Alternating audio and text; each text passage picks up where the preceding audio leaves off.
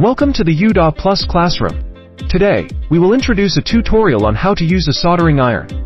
First, let's introduce the tools and materials required for soldering. Soldering iron body, handle, iron heating head, iron tip protective cap, soldering station, sponge, eco-friendly wire, PCB practice board, electronic components, and magnifying glass. Before using the soldering iron, ensure it is fully charged. Once the soldering iron is powered on, note that the tip of the iron heating head becomes extremely hot.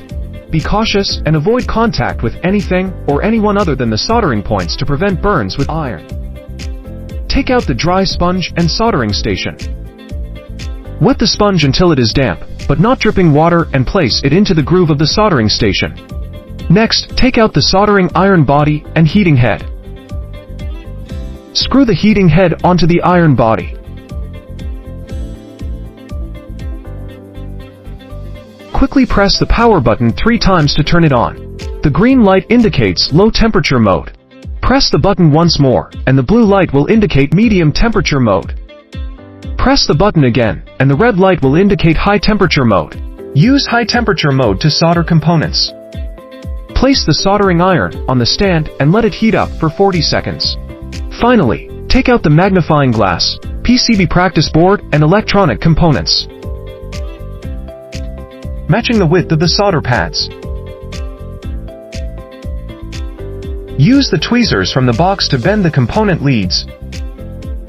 Insert the component leads into the PCB from either side. Flip the PCB board so that the backside soldering surface faces up and lays flat on the table. Each time the soldering gun is powered on, after the tip has preheated, first melt some solder wire and then wipe it clean on a damp sponge for cleaning and maintenance. This helps improve solder adhesion. During subsequent soldering, only wipe the tip on the damp sponge.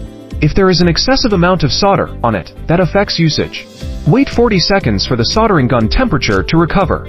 Before proceeding with soldering, tilt tip of the soldering iron at an appropriate angle and hold it against the PCB and component leg for 1-2 seconds. Place the solder wire on the point of contact between the soldering iron tip and the pin to melt it. Remove the solder wire after 2-3 seconds.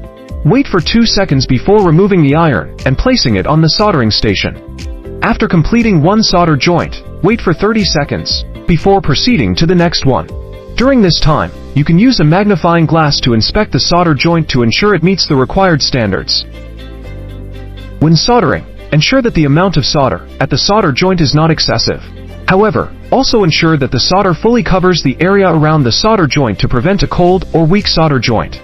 A smooth and round solder joint with a cone-shaped solder is the correct result.